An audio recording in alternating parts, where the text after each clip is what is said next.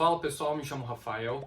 No vídeo de hoje eu vou mostrar para vocês o que eu fiz para fazer 42 de 45 em humanas no Enem. Primeiramente, é importante você ter em mente que o Enem é uma prova que quando cai história, geografia, na sua maioria, ela cobra o raciocínio geral, a visão ampliada do aluno em relação ao conteúdo. Como assim? O Enem não vai cobrar necessariamente de você o nome do ciclano que fez tal coisa. Ele não vai te cobrar o nome de uma guerra específica, o nome de alguém que fez tal fato. Ele vai te cobrar o contexto político-econômico da época que está sendo tratada ali. Por exemplo, quando falar de Brasil colonial, ele vai te perguntar como era a política, como era a economia e no que se baseavam as relações sociais da época. Tendo como base essa visão da prova, eu direcionei o meu estudo ao longo do ano para trazer relações contextualizadas da matéria que eu estava vendo e poder fazer conexões que, na minha visão, teriam chance de cair na prova. Tendo como base essa visão do Enem, eu direcionei todo o meu estudo para se encaixar nos parâmetros da prova. Como que eu fiz isso? Vamos falar primeiro da teoria. Quando eu ia estudar, eu não estudava algo de forma específica, mas buscando uma visão geral da época. Vou exemplificar aqui agora com período joanino. Como que funcionava? Se eu fosse estudar ali Revolução do Porto.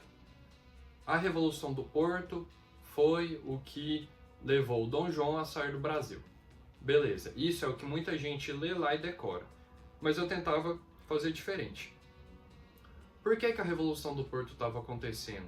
O que ela causou? O que ela gerou? Como eram as condições aí em Portugal para isso ocorrer? O que isso causou aqui no Brasil?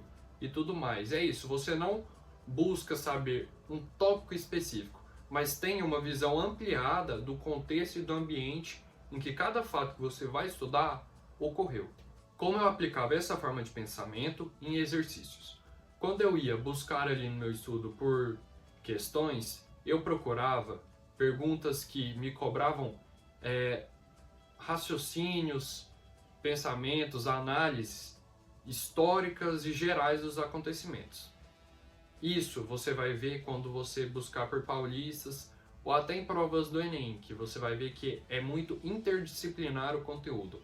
A questão é de história, mas sempre toca ali na geografia, na sociologia, na filosofia, por exemplo.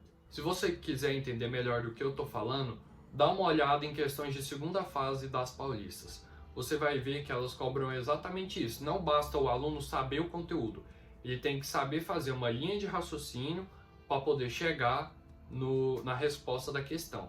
Acontece muito ali de cobrar um período da história e, por exemplo, relacionar com um período da literatura da época. E por último, depois que eu tinha feito essas questões, eu ia corrigir elas de que maneira? Eu pegava os meus erros, errei Brasil Império. Pegava o meu caderno e lia Brasil Império, pegava esse resumo mental que eu tinha feito na minha cabeça, transcrevia para um papel e depois disso ainda passava para o Anki, para eu ter contato com esse conteúdo de forma recorrente. Se você faz uma revisão dessa maneira, não tem como você esquecer o conteúdo. Ao longo do ano, quantos simulados você vai fazer, você vai ter contato com todos os conteúdos. Imagina, se sempre que você errar, você fazer isso que eu estou te falando, quando chegar na prova do Enem, você vai ter uma visão geral de tudo. Você pode até não lembrar tudo, mas você vai ter aquilo que eu te falei no começo do vídeo, uma visão que vai te possibilitar ver a questão de uma forma distante, de uma forma ampliada. E é dessa maneira que você vai conseguir ser um deus de humanas do Enem. Só uma coisa também que você tem que prestar muita atenção. Eu falei que basicamente de 80% da prova de humanas, que é aquela que não cobra o conteúdo especificamente.